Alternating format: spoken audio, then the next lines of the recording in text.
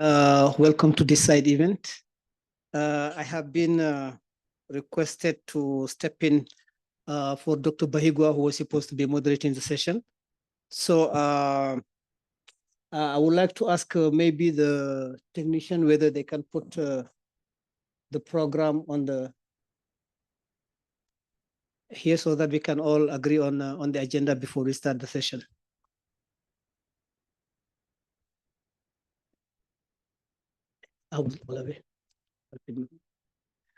So we will have now. I think the session will be organized as follow. We'll have an opening, some opening remarks, where we will be calling Dr. Usman Bajan, a representative of the Bill and Melinda Gates Foundation, and Her Excellency Ambassador Sako to come to the front. Yeah, let me then invite Ambassador Sako to come and give us some few remarks before we proceed with the program.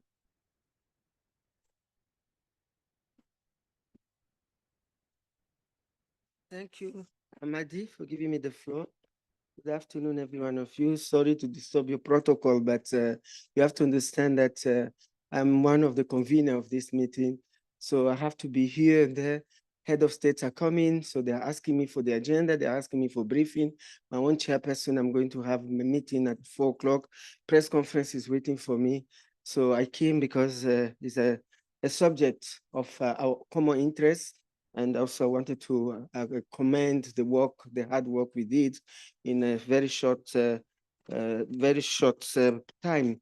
1 year is not easy to do what we did, and we are so happy to be here. I'm so happy to be here to share my feelings about your findings, leveraging the data analysis for accelerating agri-food system transformation in Africa, the role of localized expertise in the Kampala. So, Your Excellencies present here, ladies and gentlemen, allow me to please stand on the existing protocol, but I will not stand on the existing protocol because I see my senior here, my predecessor. So let me acknowledge the presence of my dear sister, Commissioner Rhoda Peace, that is here with us. And I would like to welcome you once again in the Pearl of Africa, this beautiful city of Kampala. We are honored and grateful to each of you for finding time, like me too. I found time to be here with you. So to each of us for finding time to attend this extraordinary summit on CAADP. This particular side event gives me an opportunity to share with you few insights on some key moments in our recent journey to develop the new 10 years strategy and the accompanying action plan for the transformation of our food system in Africa, and also a vital role of data and analytics in leading us to where we are today in what we have been calling post-Malabo agenda development process for the past 24 months. Under the leadership of the Commission through its Department for Agriculture, Rural Development, Blue Economy, and Sustainable Environment, and AUDA NEPAD, the African Union Development Agency, new partnership for Africa's development, we initiated the development of the post-Malabo agenda in March 2023, when we met with the representatives of regional economic community at African Union, guided by our experience in developing the African Common Position for the Food System Summit in 2021. The goal of the process was to undertake a broad and inclusive stakeholder consultation and carry out analysis led by African Centers of Excellence to guide the development of the post-Malabo agenda. Looking back at this journey, I deeply appreciate the depth of inclusivity and African leadership of the preparation of the new 10 years CAADP strategy and action plan. allow me also to stress one of the important parts, the fact that stood out for me. The use of robust data and analytics to guide the design process. I must also thank Academia 2063 most sincerely, and the many African institutions and centers of excellence, as well as colleagues from leading continental and global agencies that made that process possible. This process possible clearly from what we have witnessed recently, their hope and expectation that academia will continue to play the outstanding leadership role in mobilizing experts in and outside Africa in support of the implementation phase to help drive impact at the national level. We believe it's so, and we need to speed up with implementation action. Because when you look at the way we craft the Maputo Declaration and the Malabo Declaration, I don't think we had all the tools. Like now we have a strategic plan, and we also have the strategic plan, and we have also the action plan 2026, 2035. So I think we are ready now to start mobilizing people, and from this afternoon's the jointly meeting between ministers of agriculture and the ministers of foreign affairs, there were a lot of recommendations on how to put a mechanism to implement all this strategy, to implement and have a clear roadmap on starting working with our member states. Your Excellencies, ladies and gentlemen, the side event here today is an important first step in that direction, drawing the right lesson from the implementation support during the early year of CAADP and the recent experience with the technical working groups should help come up with effective modality to enable a successful implementation of the Kampala agenda to be adopted by our head of state and government tomorrow. We believe that this working group should be really one of the tools on all the policies to transmit both at the regional level and also at the national level to support our member state to build the strategy in all different pillars, and mostly the five strategic objectives, and as well as the call for action. So you have the experience. Is a paper that all the experts worked on it. You are familiar with it, and I believe that the implementation will be much easy if we have strong institutions like academia and other institutions to work together.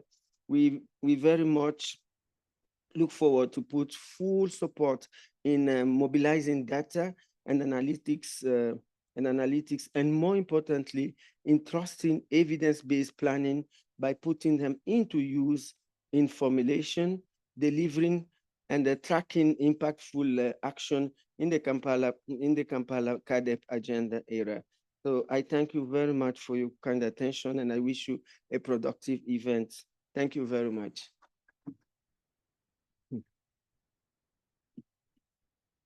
Thank you. Let me go to the next one.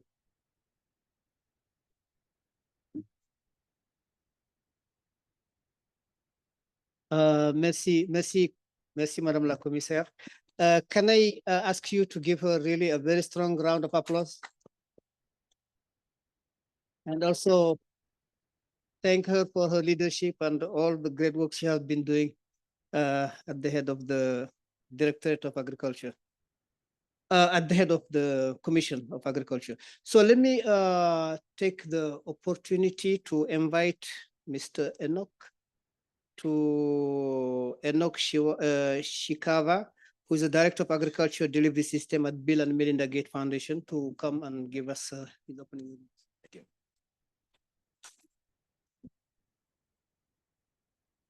So thank you very much. I was going to appreciate the commissioner, but now I can still do that in their absence because they did a good job. I hear some other people say, oh, in 20 years, we should have done more. I know Africa is very complex. You know, you have heterogeneous capacities, capabilities, infrastructure. The other countries that have done, just being one country, it took longer. Like I was just studying the Chinese model, 40 years. So we are just 20 years. And I think it's good at times when you're dealing with wicked problems, you need to be celebrating small wins along the way. So I'm sure achieving this milestone is a very, very important milestone. But also to say, I think this time around, as we look into the next 10 years, the issue of data and analytics and capacity becomes very, very important, because you have to know what you're doing. In this period of scarce resources, you cannot afford to do try and error. And in any case, as we're facing perils in the past 20 years, we also are in this era of promise. We have access to tools. In my organization, we spend a lot of time on innovations, coming up with newer ways of coming up with more resilient crops, more resilient animals, and then looking at some of the data-driven tools, like extension system on the continent is broken. You can't go to that model where you are putting more foot soldiers on the ground. We have to innovate. And now we have the promise of artificial intelligence. But for that to happen, you need the soft infrastructure. And most countries, especially India, they are making serious advances in coming up with what we call the digital public infrastructure. And then that gives you the basis where you can begin to innovate on top of that. And we are doing some of the models here, which are testing, like in Kenya, where you can have very precise ag advisory service, where a farmer in a particular village will know the type of soil, will know the weather, and they will know market information. And in the background, a computer will calculate that for them. And they will be able to speak in their local language and ask a question in their local language. And then information is pulled in that village. And then you have an answer to say, this year, with your soil type and market opportunity, you have to grow soybean, sesame. So you can actually start to farm digitally before you do it physically. That requires a lot of capacity, and you cannot subcontract that. You have to develop that capacity within the countries themselves.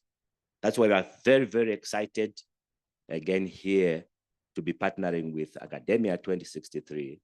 It was an experiment when we tried to say, okay, let's see. But we are very, very impressed by the work you have done and produced within the shortest possible time to be able now to have more insight into how do we solve these wicked problems. You know, when you face real challenges, you know, like the challenges we have right now, they're very exponential. You can't respond in a very incremental way. So the ability to leapfrog is going to be requiring us to be using data for decision making and making sure that we know whether we are winning or losing.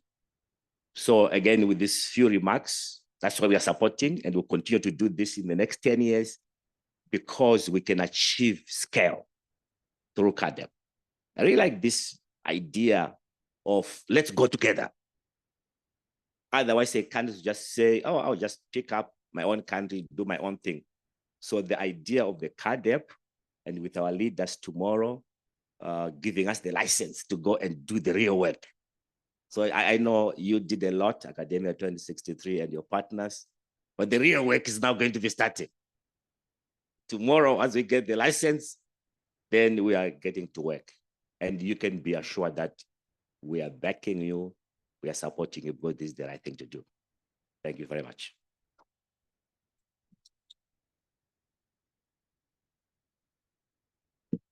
Thank you very much for giving us a small synopsis on what's going to happen in the future. And we believe that the future is already here with us.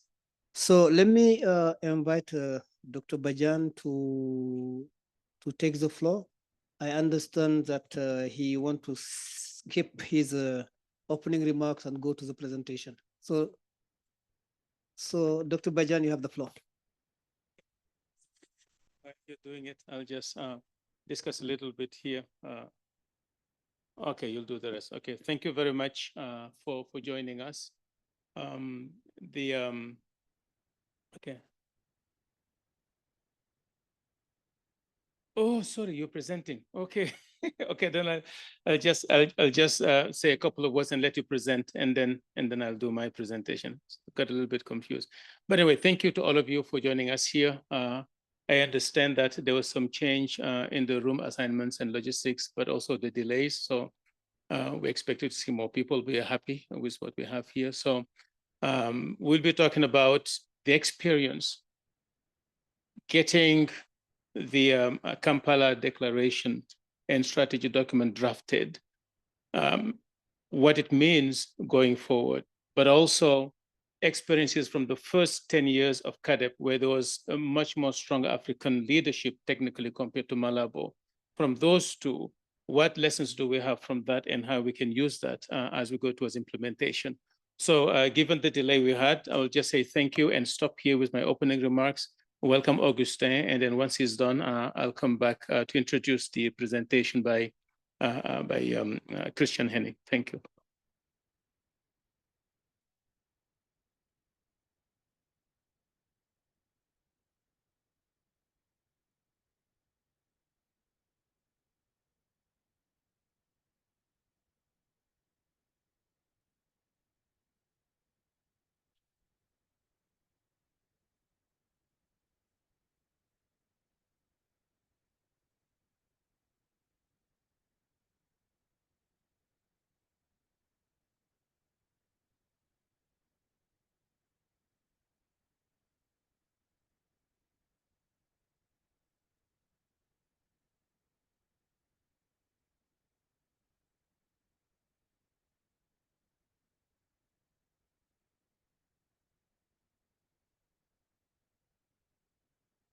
Good afternoon, everyone.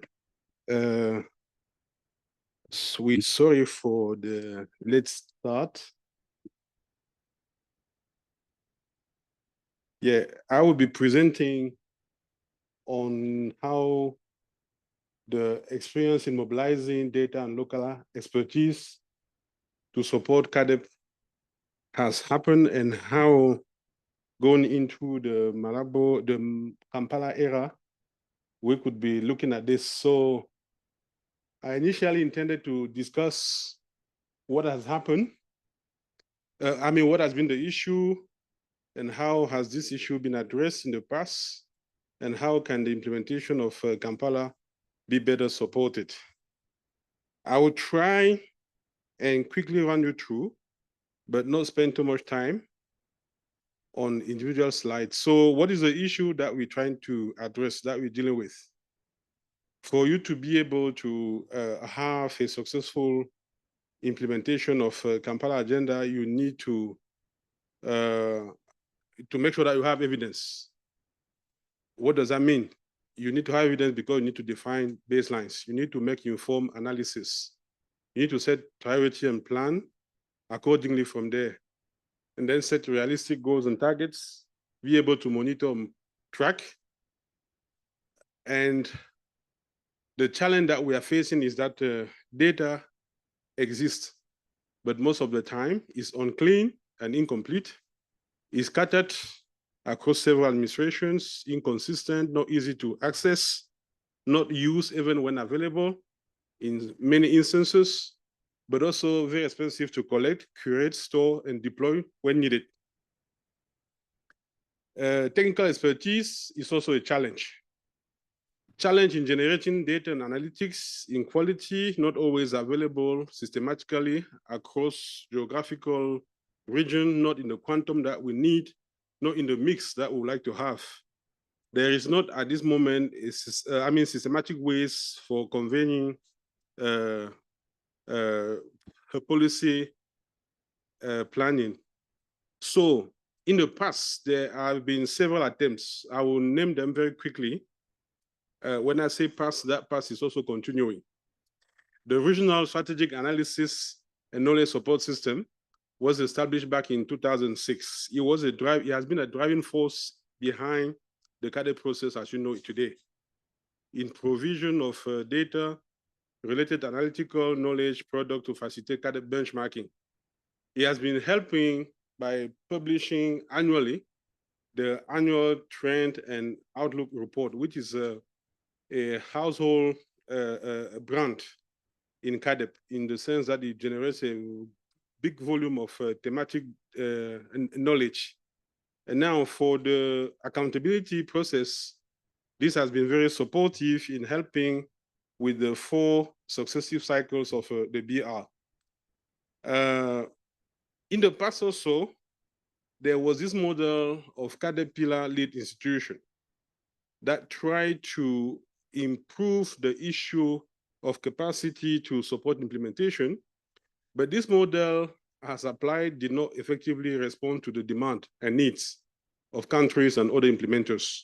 It remained at the continental level, helping with the production of the frameworks for individual pillars, but it was perceived to be inadequately resourced, also limited in incentive to network. But delivery of the pillar institutions was also very linked to the leader of those institutions. There has also been a tool, a model that we have been deploying, which is a modeling consortium that we're promoting as academia. It used to be under IFRI, facilitating access and use of state-of-the-art economic modeling tools, provision of data sources and research and policy analysis, but also facilitating collaboration among leading African experts. This is something that we have been experiencing or enjoying since 2010, since it was established. Today, we have a huge community with more than 300 members across various African countries and regions. Still in the past, there was also an experience that was tried by deploying technical networks. This was rolled out to address capacity gaps in countries in a systematic manner, but he also experienced his own challenges. It was meant to harness and coordinate resources for capacity development, but he faced several issues, including those of resourcing. And the life of this model was not that long before we realized that it was probably time to move to something else. Now, in the past, I mentioned 4 key models, but there were probably more that didn't survive the planning phase or the piloting phase, including the KISS, the Knowledge Information System, and the JAC, the Joint Action Group, that were more thematic. Now, with the preoccupation that we are having, how do we make sure that we have mechanisms in place to localize the expertise, to localize the data generation, and to localize the data use? We now have what we have calling the Local Analysis Network, which is made of people and institutions supporting the provision in a timely manner of credible and evidence-based knowledge and analysis to support design, implementation, and tracking. We have universities, research institutions, financial institutions, ministries coming together to provide technical analytical support and capacity development for CAADP implementation. This is something that we have started. We're piloting, we are deploying in a few countries, including in Kenya, Zimbabwe, Mozambique. And from what we are getting from the emerging findings that we are getting from countries, this is proving to be a very helpful tool because that helps connect the government to those who are able to generate quality data very close to where issues are happening and where you expect the impact to take place. It is something that has to be integrated in the country system if you want it to survive the test of the piloting phase. It has to be positioning to help improve data availability, quality, and continuity at lower cost, meaning it's a potentially powerful solution to address some of the issues that we have indicated there, because that gives people some flexibility and agility on how it delivers by co-creating collectively the knowledge that is needed to inform action. Now, more recently, in the context of the post-Malabo process, the Commission launched the idea of mobilizing technical working groups to help generate data and analytics to inform the content of a new strategy.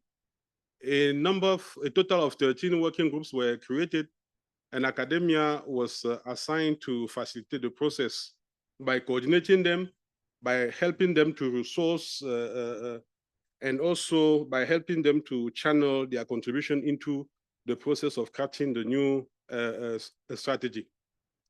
Of course, at the end, the work of the technical working groups was analyzed, was quality assured by the Technical Review Committee, which is an independent group of experts that look at the submission. So this is an overview of the different groups, which I'm not going to name. Some of you probably sat in a few of them. So there were 13 in total that we have. Now, going forward, if you want to really help support the implementation and deliver better compared to the past 2 decades, we probably need to bring all this together. We cannot imagine a situation where the left hand is working without knowing what the right is doing. We cannot have a situation where what happens in Burundi is not known to people in Cameroon, and how can we facilitate cross-fertilization? So if you want really to support the new 10-year implementation, 10-year CAADP strategy, we probably will be looking at promoting greater continental and regional collaborations in the collection and sharing of data useful for various analysis. Probably we'll be looking at having a consortium of like-minded knowledge institutions working together. This is something that African Union will be well positioned to facilitate, because the new strategy is already alluding to that. We will be probably better coordinated in being able to increase how impactful our contribution is if we work together. Promote greater knowledge and data sharing through integrated web-based platforms. There are a myriad of them out there, but who knows what they deliver? Who knows what they achieve? It's probably going to be very useful to bring all this together, because we have limited resources, as our colleague from BMGF indicated. If we work together, we can rationalize, we can better target, we can be smart in the way we achieve the impact that we would like to see happen. We will have to probably strengthen the coordination and dialogue, linking policy analysis and policy making. This is not something new, but we will have to do more of that going forward. And the role of national and regional local analysis network for CAADP implementation and tracking performance will probably be very important. At the moment, the piloting that I'm mentioning is only for countries, but ReSAKSS are also asking how can they see such experiences deployed at the regional level. We may have to look into that and see how we connect them to the bigger picture and how their contribution can help. I mentioned the AgroDep, which is the group of economic modeler that have been supporting the CAADP implementation. With the Kampala, we probably might be looking at establishing an AgroDep Kampala task force, helping with some modeling, with some simulations for countries to select the best option for them in terms of implementation. One issue very central, how the technical working groups can be linked and work with the local analysis network, and the modeler has the potential to make a big difference. This is not new, but how do we make sure that we work together to remove the inefficiencies that were there and strengthen the model going forward? We will gain by institutionalizing the technical working groups to help the implementation and tracking of the CAADP Kampala. For now, we have come up with this model, but we have to make it sustainable. To make it sustainable, we have to look at how we resource it, how we make it institutional in the bigger Kampala ecosystem so that it doesn't become something that is happening on the periphery. We have to continue to support the mutual accountability mechanism by giving new life or giving some new strength to the biennial review process. After this summit, probably there will be some thinking going into this, how the new BI will look like, but we probably definitely will be linking the local analysis network with the National Biennial Review, data collection and reporting. On this, I thank you very much. Sorry for rushing through the slides. Thank you. Thank you very much for talking us through the process of the DR and all the things that have been done so far, and also where the future lies in terms of supporting the post-Malabo process. Let me now invite Dr. Bajan to the next presentation before we get into the fund.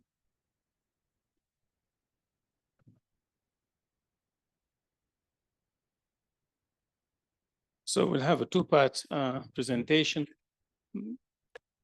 Augustine talked about the institutional organizational aspects, the networking aspects, and so on.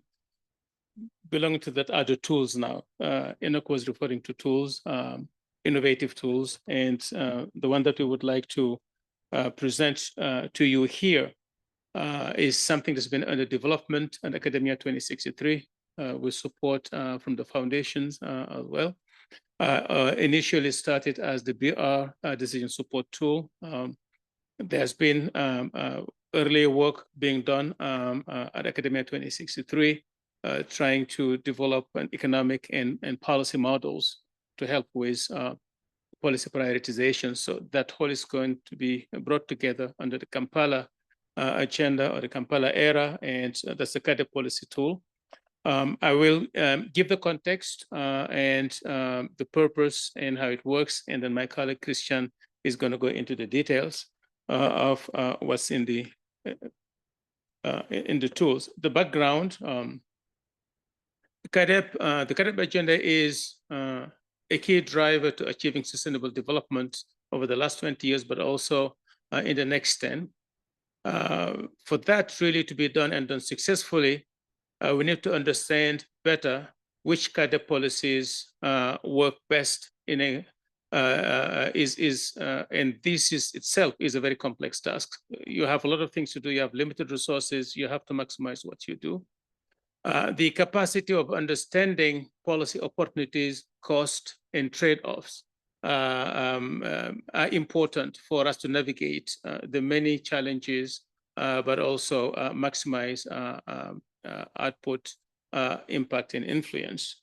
So leapfrogging, doing things in a smarter way. So data smart interactive policy planning tools are something that could be coming in handy, and that's what this tool is going to be doing and supporting implementation.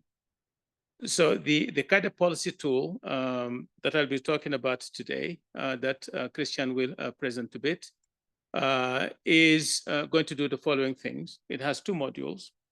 The first one is on a situational analysis, allowing countries to have a status assessment of where am I with so many different goals and so many different policies. What is the potential policy impact of a given policy and changes in there and moving it up or down? What is the optimal policy portfolio given a set of objectives? And those could be the Kampala goals and objectives. We can, using this tool, have what will be the optimal set of policies in terms of prioritization, and you look at it and see whether you are aligned or not. Then we can use that tool also for a given country to estimate or quantify what your policy gaps. So, you know, this is the goals. This is what individual policies can achieve for me. This is actually then therefore the optimal policy portfolio. And here are the gaps I need to bridge. Then the last part is that if I achieve bridging these gaps in individual policy areas, what do I achieve in terms of goal improvement? So that's the first part of the tool, and that is more basically just helping a policymaker, an analyst, or researchers know, here is my universe now. That's where I'm living. Then you move to the second part, the second module, which is a scenario planning, bridging those outcome gaps in different options that you would like to do it. For whatever you do, the tool will tell you, here are your specific sectoral goal achievements, or that you need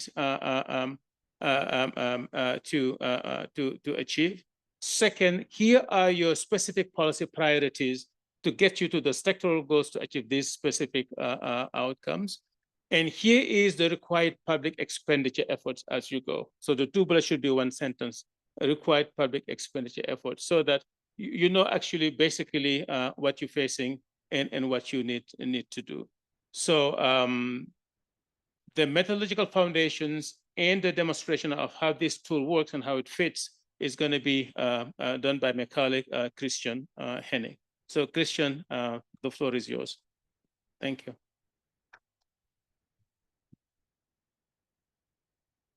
Yes, thank you very much. So I'm happy to present this. I will briefly go into methodological foundations just to give you an idea of what is behind this.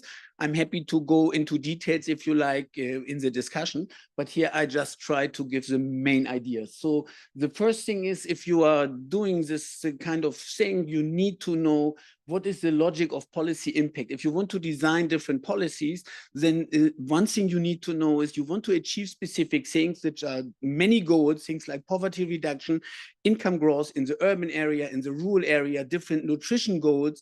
I will go into details in a second, but we have all these kind of goals. This is here. And this is what we want to achieve. And now the thing is, if we are talking about different policies, then we need to understand how do we come from the policies to this goal achievement. And the first approach is that many of these goals are related to economic growth. If we don't grow, then of course, many of these goals like poverty reduction, also income increasing, it would not work. But the next thing is that this growth is heterogeneous in a way that an economy can grow in different sectors.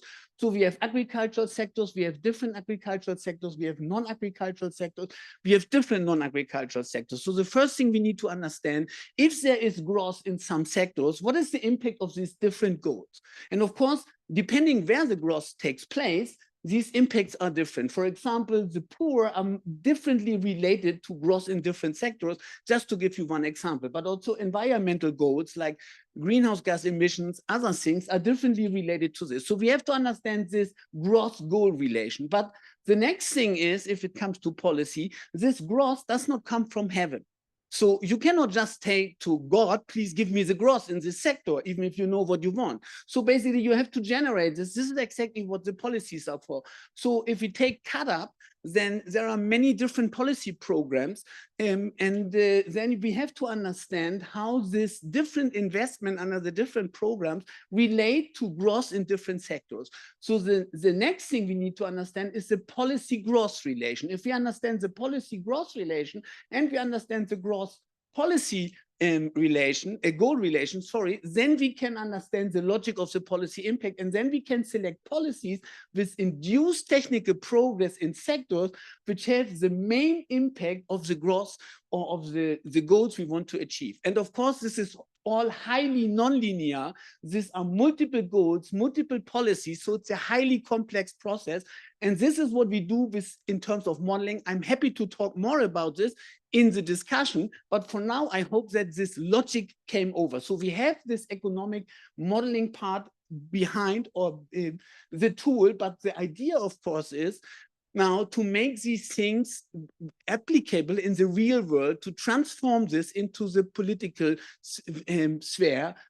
And this is what the tool is doing. And just to give you an idea, what we do is we need scientific modeling, but we also need empirical data, because the scientific models, if you want to apply them, you have to specify these models. For this, you need empirical data. But this is not everything you need. What you also need is expert knowledge, because if you are forward-looking, many things you cannot get from the observed empirical data, because mainly it's historical data. So we need to combine these three components: empirical data, scientific modeling, and expert knowledge, which is very much in practical politician. We do this in a very consistent methodological way. And for example, if I just give you a brief idea, if we take the BR data, then we have data on policy instruments. This is just investment in agriculture, investment in research, and other things. We have policy indicators, which is how much access to fertilizer do we have, how much access we have to extension services, this kind of things. And then, of course, we have the goal achievement indicators. So how much poverty reduction a country did achieve, how much reduction in malnutrition a country did achieve. This kind of data we have. And the first thing we are doing is we are using this new AI technology, this was mentioned already, to get a very good idea on policy goal relations. And this is definitely a new improvement, which did not exist 5 years ago. Now we do this, but this is not good enough, because if we want to go forward looking, we want to design policy, it's not good enough just to have correlations. We need a data generating process, and the data generating process is a model. So what we do is we have what we call a computational general political equilibrium model behind this. It's a huge model. And basically, we are combining now this AI-based policy goal relation with this particular specification of this CGPE model. And this is done in a technical way. I will skip how we do it. I'm happy to talk about this. And what is most important is, beyond this empirical data, we also need a lot of expert knowledge coming from political practitioners. So we do this over interviews. So we are using really the political knowledge available in the system to get this together going. Once we have this, we have now a forward-looking data generating process, so we can do data simulations. We can do things like, let's assume we do a different policies. What is the impact on specific policy indicators, let's say technical progress in different sectors, and what is the impact on final goal achievement, let's say poverty reduction or income growth. This is what the tool is doing, and now I'm going to get you some results, or to show you some results.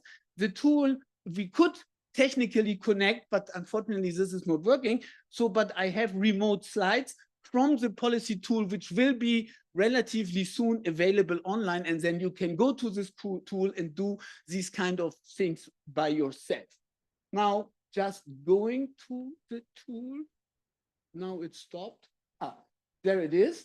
And so now we are doing this kind of simulation analysis. And just to give you an overview on the simulation analysis, and we will start with the situational analysis. So you can see in the tool, I will just briefly go through the slides for the almost all African countries.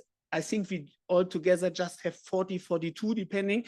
And now in the tool, you see different achievements for different goals. I will show you this. The second part, what you see is in terms of policies, what do these countries did apply, what kind of policies, basically CAADP policies, investment under CAADP, but also investment in non-agricultural sector. I show you this, and then we will see now, using our model, what is the potential policy impact. This will be the third part, and the last part is, in the end, what are optimal policies using our goal, and to what our tool, sorry. And the last part is then defining policy gaps. Basically, the idea is, if you have a country which has a current policy and we have our tool showing the optimal policy, we basically show the direction this country should move the policy to achieve more goal achievements, higher goal achievements. Okay, now going into this, this is, and I will be brief, I'm happy to go into more details if you want in the discussion. So these are our different goal achievements. As I said, these are roughly 42 countries in the tool, and these are structured also in these 5 regions, South, West, Central, East, and North. And basically what we see here, these are the different goals. So let me explain this because this will remain the same. So we have the environmental goal. Basically, this is the share of agricultural land under sustainable land use. Then we have national poverty line. Then we have undernourishment, share of undernourishment. Then we have this wasting, weighting, and stunting indicators. And here we see basically, so high levels means it's not a good achievement because this is what we have in terms of poverty, for example, the percentage of people living below the national poverty line. So now if we just go briefly through this, we see, for example, there is a very high variance within the regions everywhere, but we also see some regional patterns. One, for example, is that the North, and of course you know this, is doing better compared to the other regions, and also partly the South. Yes, okay, sorry. So one bar basically is all the countries which are part of the southern region, and then we see each point here is basically a country in this region, and then we are seeing the 95% intervals, we see the mean, and we see the extremes in the region. Yeah, thank you. So I should mention this. And so basically, and now what you also can do is in the tool, you can also select a specific country, and then this is highlighted and you see where this country is. So in the tool, you can push on a specific country, and then you will see the different points where this country is located. I did not provide this slide, but in the tool it's available. Here we also see next, because this is, the logic is different. Here high means good, and here we see urban and rural per capita income. I will skip this for discussion. Now we see basically the policy, the current status of the policy. And what we see here is, let's start with the yellow one. This is what you all know, this share of investments, public investments, expenditure in agriculture. And there one benchmark coming from CAADP would be 10%. But what we see here, I'll stick now first to the yellow bar. We see it's again all the countries which are here, the different points. And we see that most of the countries currently do not achieve this 10%. Some do, as we see here. And we also see that there is some interesting variety. For example, Central is spending less, West is spending less, or the North is spending less in terms of share in agriculture. The gray bar is now investment in agriculture research, but here, this is not percentage of total budget like the yellow. This is percentage in total agriculture budget. So what we see is there is a benchmark basically is roughly no one is spending much more than 20%, which is high, 20% of total agriculture budget. And again, we see a variety. I will come to the enabling environment later. At this point, I don't want to go into this. So now the interesting part is, and I think this is one interesting thing which we have, especially in the BR data, we have also now very interesting new indicators. And one set of indicators is basically indicators to what extent a country is committed to the CAADP process. This is CAADP commit. To what extent a country is committed to intra-African trade, CAADP trade, and to what extent we have commitment or investment into mutual accountability. These are 3 indicators, 2 indicators, 3 indicators. This is just summarized. And what we see here, this comes from the tool, we see how much money the different countries, it's again the same, these are all the countries of the South, all the countries of the West, this is a variety, they are investing in this different CAADP quality policy processes or quality of the policy processes. And for example, we see that there are very similar patterns, also some interesting differences, but they are all investing a lot. This is the relative share of everything which is invested in the enabling environment. So most of this is invested in the mutual accountability, and very little is invested in commitment to intra-African trade. That's the current status. We will see to what extent this is optimal or not. Now, the next is now the policy impact. And here, this comes from the tool. We just have a 1-point local measurement which is the goal elasticity. And basically this is to what extent, if we increase marginally the investment in one specific policy, let's say this is agriculture versus non-agriculture at this point, and we see what is the relative impact on the goal. And now this is normalized elasticities. I can also show you the non-normalized values, but I think it makes more sense to normalize them first to have the comparison. And what you see here is these are together, I will explain this, all these goals where you want to reduce the share. So an achievement means reduction in poverty. An achievement means reduction in malnutrition. So now you have negative elasticities, and these are normalized elasticities. And what we first see here is that basically the impact of investment in non-agriculture, blue, are higher than in agriculture. But we also see some very interesting pattern. We see this in total, this is the case, but particular, this is driven by North countries and South countries. If you go to the West or to the Central, you see that the investment, so basically the impact in investment in agriculture compared to non-agriculture are much more similar. And the same is here. I will skip this. It's just the positive elasticities. This is the impact on income. So positive is good. Not lower values are relatively less important. So this is what we see, basically the same pattern. Now we have these elasticities also if we go further down, and here it's very interesting. This is now within agriculture, and there we have investment in research, which is very high prioritized in the literature, and but we also have investment which is new in enabling environment. These investments, as we will see, are relatively low, but the impact is very interesting. So you see that we have a very high impact of investments all over the countries, the regions, in the enabling environment. This means that the quality of the process is also very much important for the impact of the policy. So it's not only how much you invest in a specific direction, it's also how the process is designed.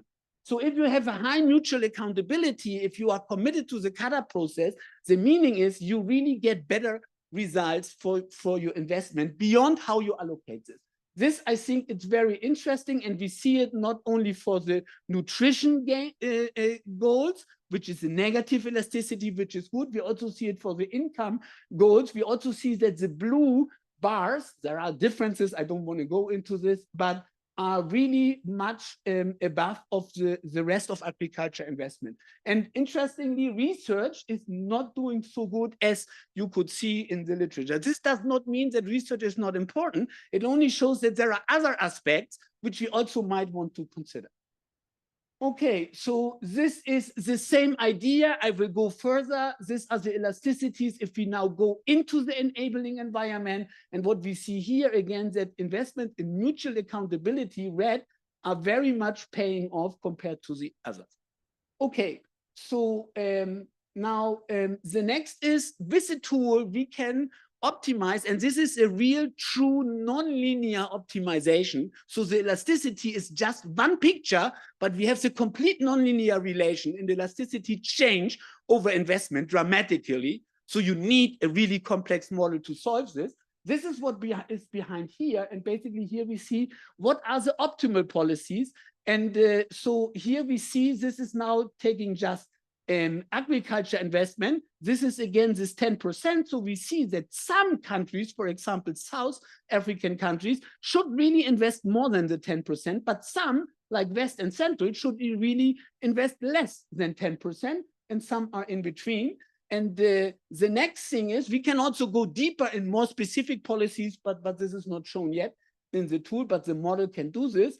And this is now optimal policies for this specific enabling environment. I will skip this for the discussion. And the very interesting thing is that we now can derive the gaps. And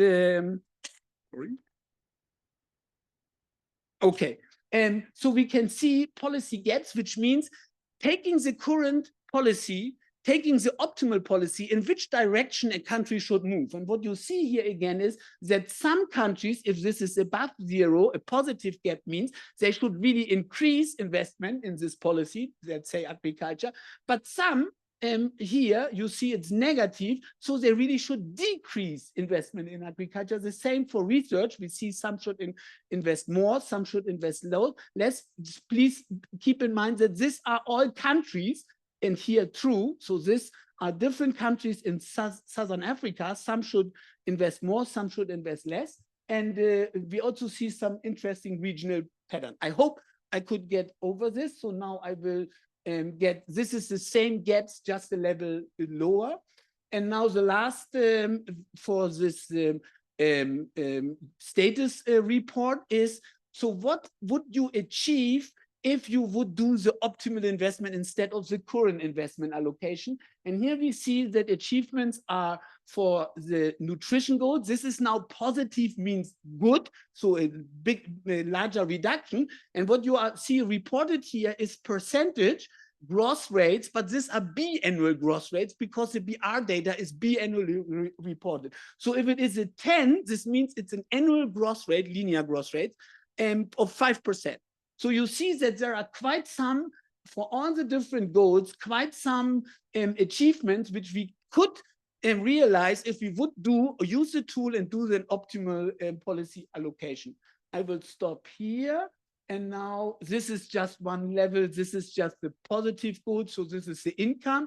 And here we also see that we can definitely achieve something. And now I will just go very briefly. I know we are in time pressure. So to the scenario planning, this is the second part of the tool. And this goes like this. Basically, here, if you are on the web page, you can slider yourself. What you are slidering here means what kind of additional achievement in percentage, giving the current status of the different goals, you want to achieve within the next 10 years. So if you put it here to all the way up to 50%, this means you tell our tool, please achieve at least an increase of 50% over the next 2 to 10 years. And this is poverty reduction. This, of course, means achievement. So this is a reduction of this percentage. And here you can slider. We did a specific slidering here. I will tell you what it is. Now, what you see, the tool now is the model is then working behind and giving you the results. The first thing is here that we are showing the additional technical progress in the different mesosectors of this economy. This is Senegal. It would take to really achieve this. So now you see, for example, to achieve this kind within the next 10 years, you need a technical progress, additional technical progress of 8.5% in crop. You only need it in export crops, agriculture of 2.5, but you need much less in livestock and fish and so forth. So this is the non-ag sector. You also see this. Now, if you are looking, if you want to achieve the same thing, but in 20 years, of course, the additional growth you need is much lower because you have much more time. Yes, I will end in. Okay, so and the last thing is here is how you allocate the money across different investment programs. This is R&D, this is natural resources, this is non-agriculture. And here you see how much money you need in 10 years and compared to what you spend currently. If it is 100%, you just spend what you currently spend. But if you do not optimal, you see that you have to spend 50% more. Thank you very much. And now I'm happy to take some questions.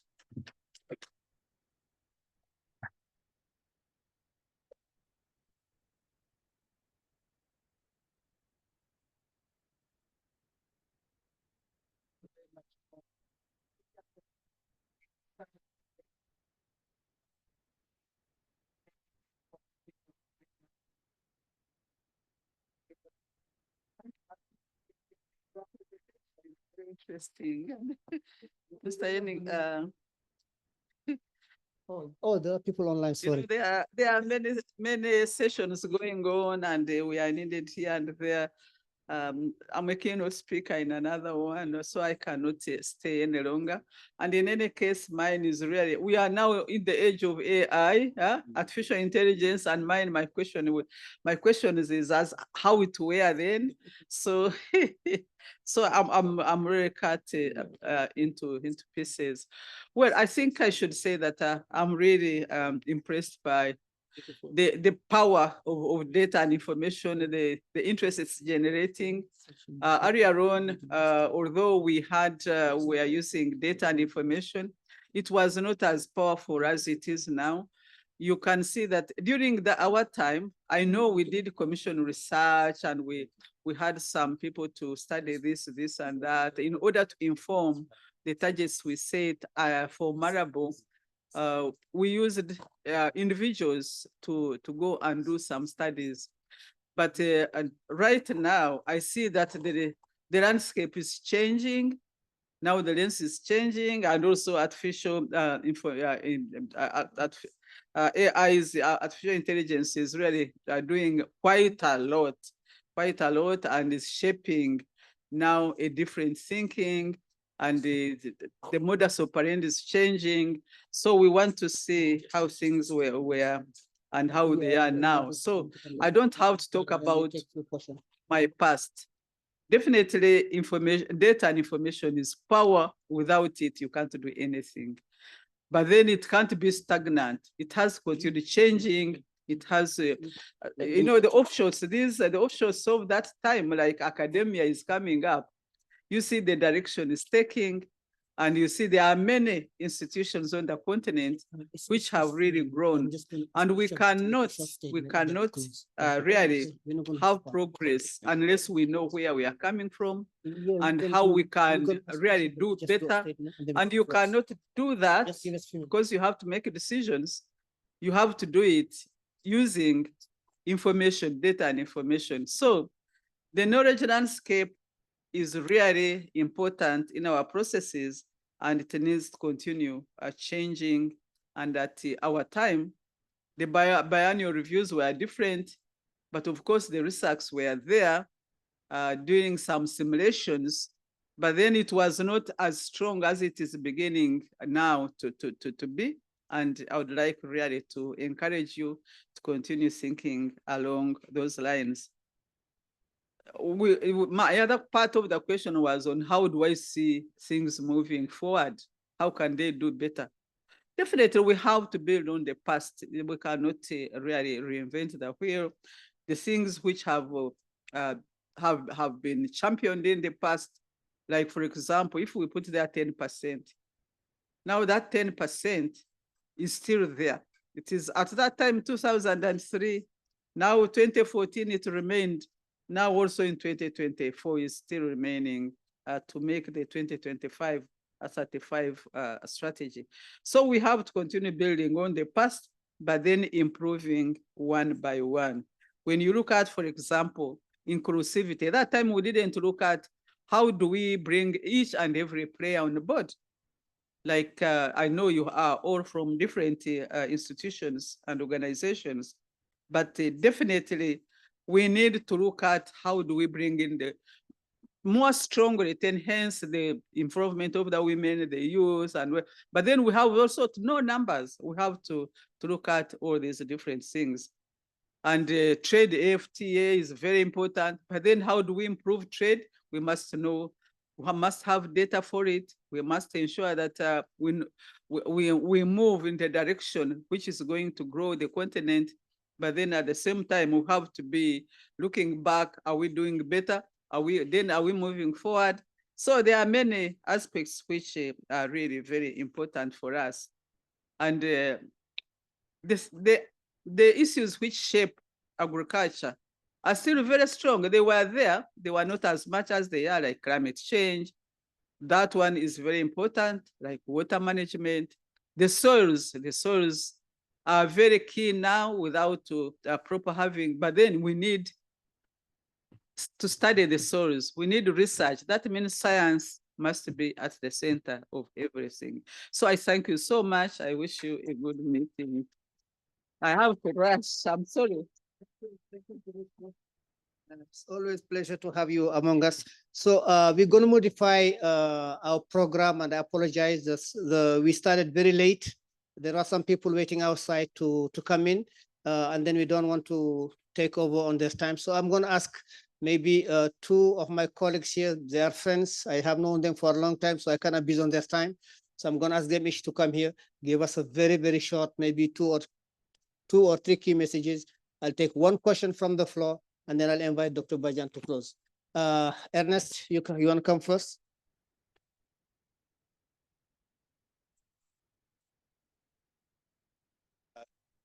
Good afternoon, good evening. So I don't want to repeat what others have said. I think we have covered the subject widely.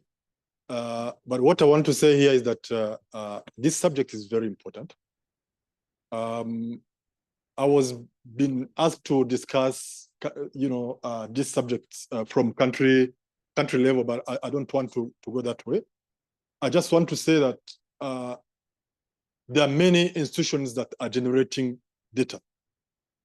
I know academia, I know FAO, I know IFPRI, I know, and all those data are just to be utilized by, countries. I think as we discuss localized expertise, it is very important that we really go thoroughly and discuss about capacity required at country level so that countries can actually be utilized the information that is generated. You had a very good presentation here, but how do we bring it at country level? How do we make sure that the tools that have been developed, because there are many, can be utilized at country level? And I think at this point in time, as partners, it will be very important to work with countries to come up with some, bankable projects to actually strengthen their capacity so that they can use data to inform the planning, their plans and implementation. I think it's very important. We've spent I would say that the BR was a very thorough exercise, but when you look back, what we've seen here, you look back and say, how we utilize really the findings from the BR at country level? The response, I'm not sure if it will be yes. I'm not very sure. But now we are going into another phase. How can we do things differently? So let's challenge ourselves again. Data is very important. Let's challenge ourselves to see how we can do what we are committed to do. Thank you very much.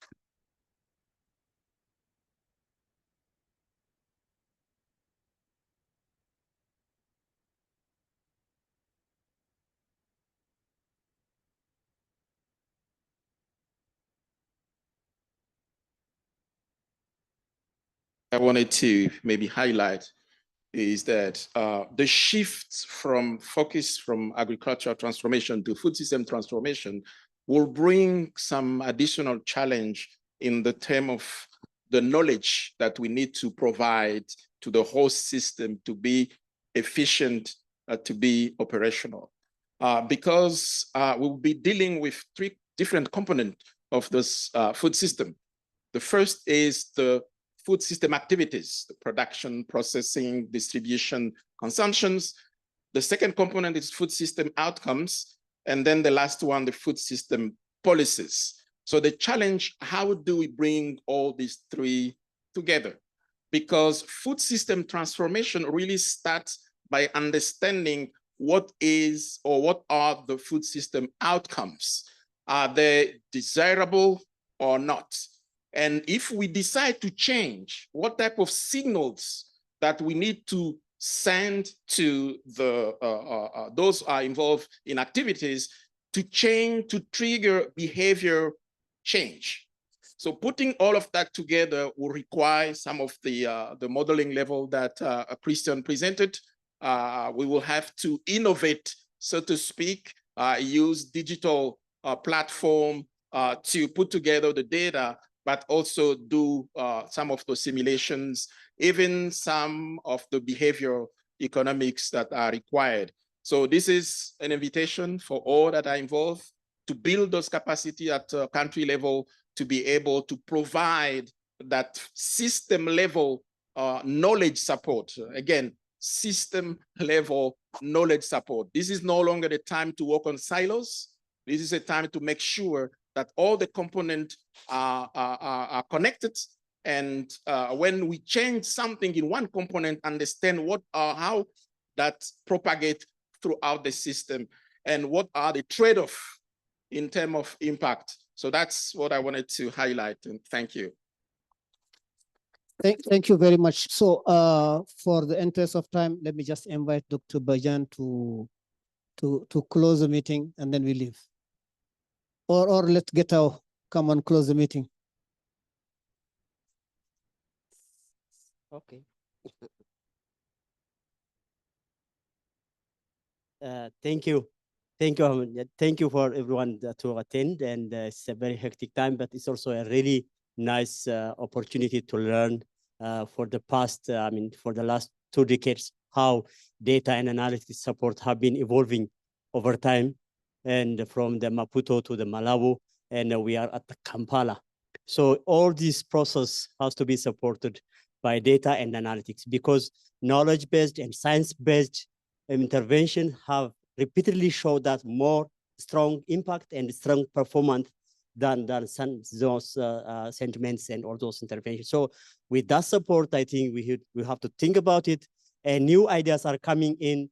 I think Professor Christian has shown us how really we can use the available data for policy analysis and the prediction, because I think most of our policymakers are looking for predictive and also informative information, not only on the figures, but also the analytics. And also, I think I like with the comment given by John about the system thinking. That's a new challenge that's coming in. We have to think as a system. So with all these things, the data is very critical. And I think researchers have to innovate new ideas, new methodologies, new approach. But at the same time, policymakers have to be willing to invest on data and analytics. I think those are the most important aspects that we learn from these things. Thank you for participating, and thank you for moderating, and thank you everyone, and have a good evening. Thank you. Thank you. So sorry that we have to rush everybody out of the meeting.